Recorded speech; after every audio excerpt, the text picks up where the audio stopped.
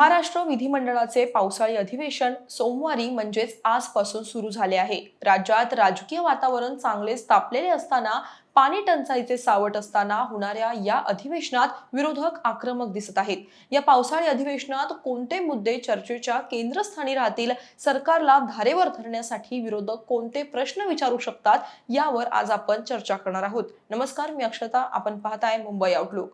महायुती सरकार सत्तेत आल्यानंतर राज्यातील राजकारणात अनेक मोठे बदल पाहायला मिळाले। पक्षांमधील फूट, नेत्यांचे पक्षांतर आणि बदलत्या राजकीय समीकरणांमुळे विरोधकांची ताकद कमी होत गेली। याच पार्श्वभूमीवर आजही विधानसभेला आणि विधान परिषदेला अधिकृत विरोधी पक्षनेता मिळालेला नाहीये।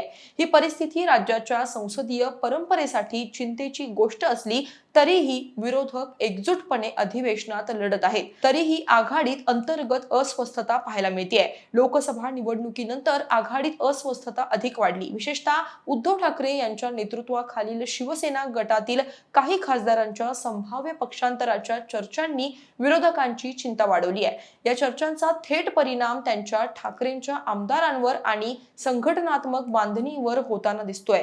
त्यामुळे सरकार विरोधात प्रभावी आवाज उठवण्याऐवजी विरोधक सध्या स्वतःची राजकीय ताकद टिकवण्याच्या प्रयत्नात असल्याचं चित्र पाहायला मिळतंय।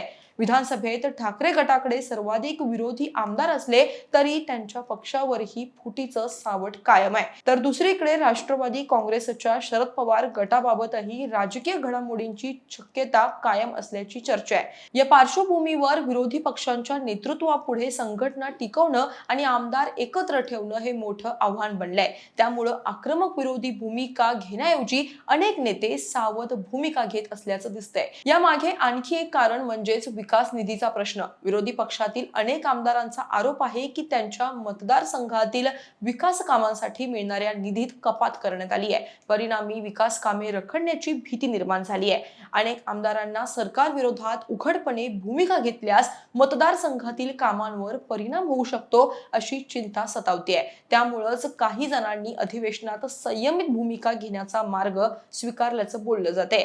विरोधकांच्या कमकुवतपणाचा फायदा सत्ताधारी पक्ष घेत असल्याचं म्हटलं तरी वावगं ठरणार नाही। सरकारनं विरोधी आमदारांच्या विकास निधीला कात्री लावल्यामुळे त्यांची कोंडी झाली आहे। सरकार विरोधात अधिक आक्रमक झाल्यास मतदारसंघातील विकास कामे पूर्णपणे ठप्प होण्याची आणि वैयक्तिक कामे अडकण्याची भीती आमदारांना सतावते। त्यामुळेच अनेक विरोधी आमदारांनी मौन बाळगणेच पसंत केले आहे। विरोधी पक्षांच्या कामगिरीकडे पाहिले असता काही मोजकेच नेते सभागृहात प्रभावीपणे आपली बाजू मांडताना दिसले आहेत। ठाकरे गटातील काही अनुभव नेत्यांनी सरकारवर टीका करण्याचा प्रयत्न केला असला तरी व्यापक स्तरावर विरोधकांकडून एकसंध रणनीती दिसून आलेली नाहीये।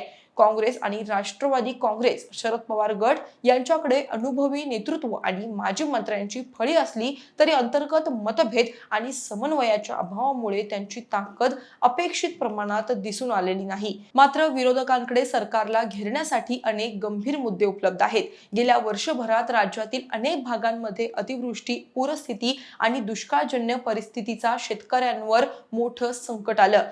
शेतकरी मोठ्या अडचणीत सापडला। पिकांचं नुकसान, अपुरी मदत, वाढतं कर्ज यामुळे शेतकऱ्यांकडून सरकारला रोष पत्करावा लागला। त्यामुळेच कांदा उत्पादक शेतकऱ्यांचे आंदोलन आणि कर्जमाफीची मागणी हा विषय या पावसाळी अधिवेशनात केंद्रस्थानी राहण्याची शक्यता आहे। तसेच महागाईचा मुद्दा देखील सरकारसाठी डोकेदुखी ठरू शकतो। पेट्रोल, डिझेल आणि घरगुती गरजेच्या वस्तूंच्या वाढत्या किमतींमुळे सर्वसामान्य नागरिकांचे आर्थिक गणित बिघडले आहे। वाढत्या खर्चामुळे मध्यम वर्ग आणि गरीब कुटुंबांवर अतिरिक्त भार पडतोय। विरोधकांनी हा मुद्दा प्रभावीपणे मांडला तर सरकारला उत्तर देणं कठीण जाऊ शकतं।